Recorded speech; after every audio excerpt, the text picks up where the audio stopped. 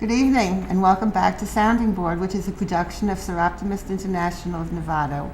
The mission of Sounding Board is to improve the lives of girls and women locally and globally. And I'm Martina Bedar with you this evening, and I have two lovely guests. If you were watching last week, you'll remember Zara Babitsky, who's the founding director of Ambassadors of Hope and Opportunity. And also we have Kayla McDonald, who is somebody who contributed a great deal to Ambassadors of Hope and Opportunity from a youth perspective. So welcome, and it's lovely to have you back.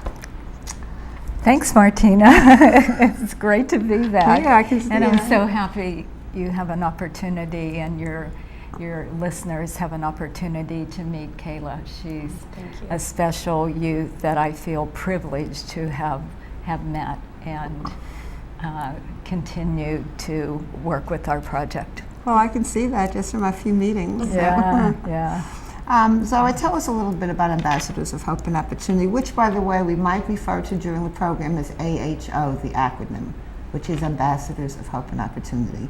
Tell us a little bit about it. Well, 7 years ago, I saw a need and was compelled to found Ambassadors of Hope and Opportunity for youth in our community that had no family or resources. They weren't mentally ill. They weren't part of the foster system, but they were growing in numbers and had no support, no resources, no adult ally guide. So I founded Ambassadors, and over these past 7 years, we've successfully helped over 800 young people with a number of very comprehensive resources, but the program overall is very relationship-based. I would say that's the key to the entire program and its success.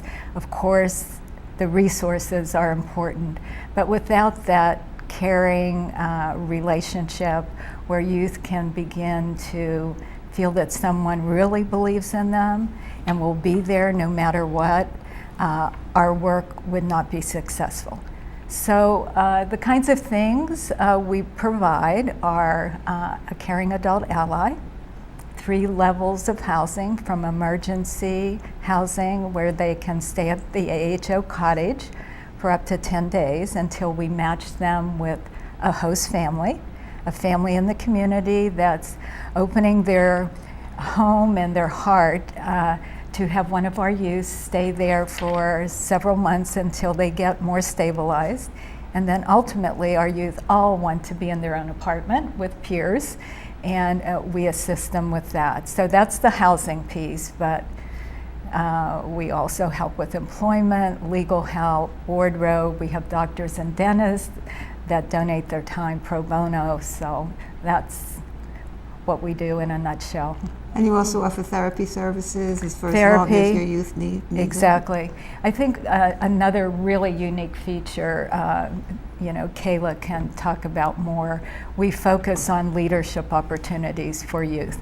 So it's not just the direct service piece of the caring ally and the housing and so forth, but it's also creating an environment where youth can work with other youth to design projects that are driven by them, that they can see what they're able to do and feel the success of it. And this begins to build the esteem and the confidence that so many of the youth that we're helping are lacking because of the families that they've come from. It sounds like a wonderful program. I know it is. I've met a few of the people, including Kayla, who have been involved, and they do feel proud of themselves that they've risen above their circumstances and really feel productive and caring and give back. They get a great deal of pleasure and reward from giving back from what you've offered them, what you've given them.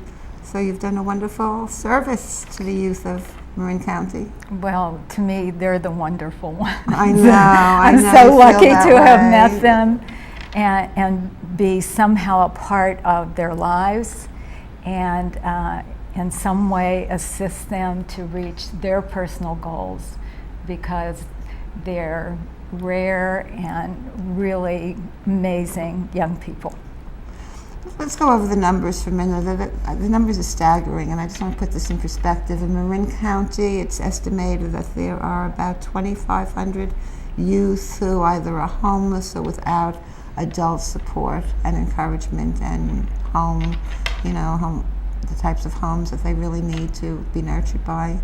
That's true, and what I'd like to say about that is numbers are very difficult to be definitive about for a variety of reasons. I understand that, but it still is a very starkly awakening thought to think that here in this beautiful Marin County we have so many needy kids, and you've known that and you've devoted yourself to them, and I just think it's wonderful.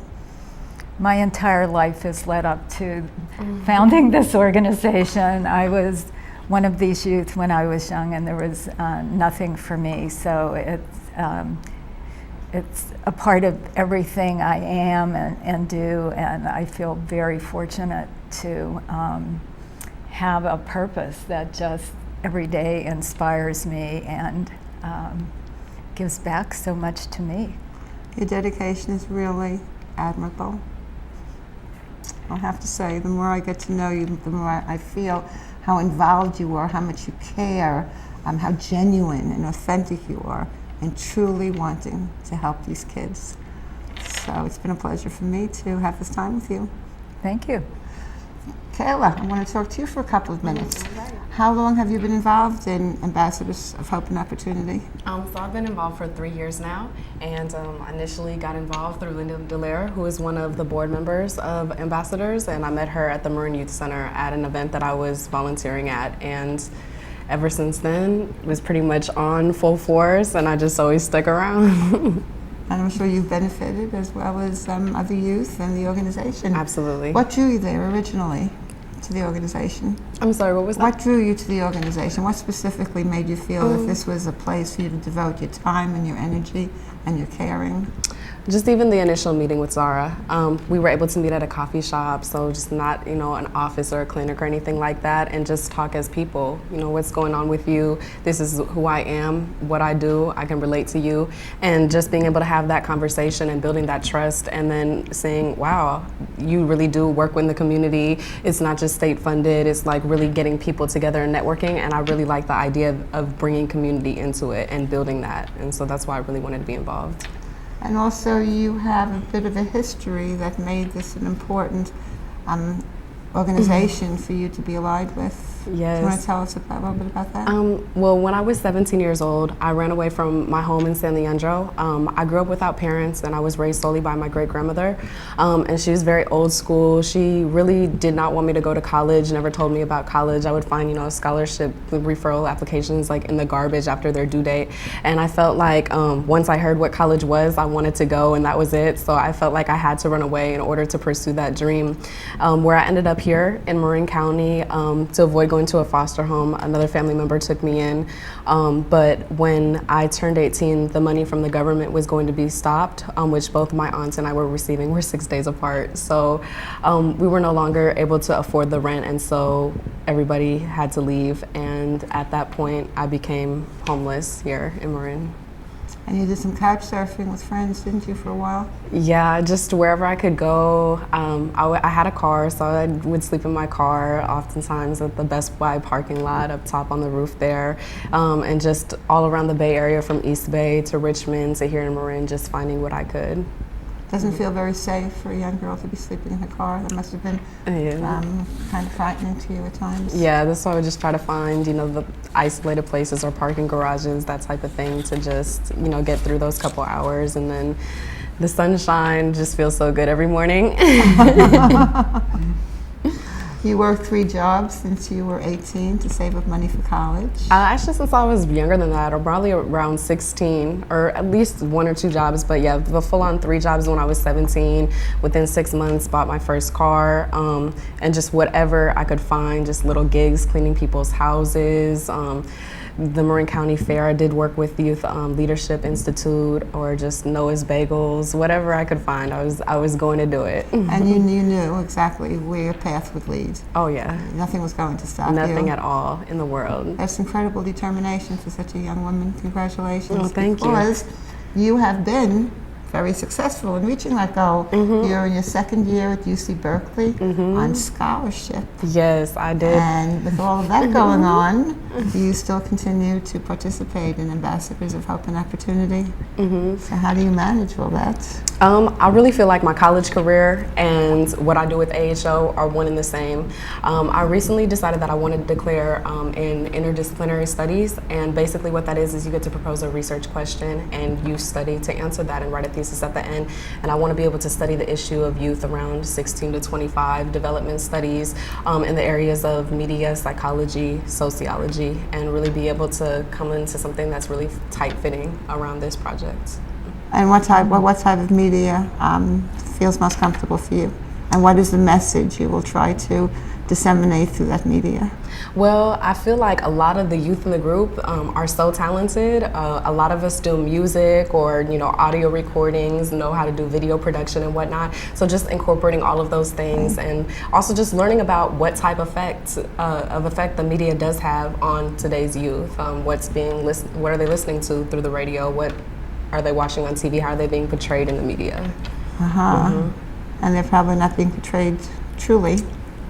No, they're not. Especially, issues with young women, which I know that you do a lot of work on. I especially try to incorporate that in my music, in my media outlets, where, talking about the ways that women are portrayed, like very over-sexualized, kind of always in the background, always having a visual role rather than a speaking role, and just showing that it doesn't have to be like that.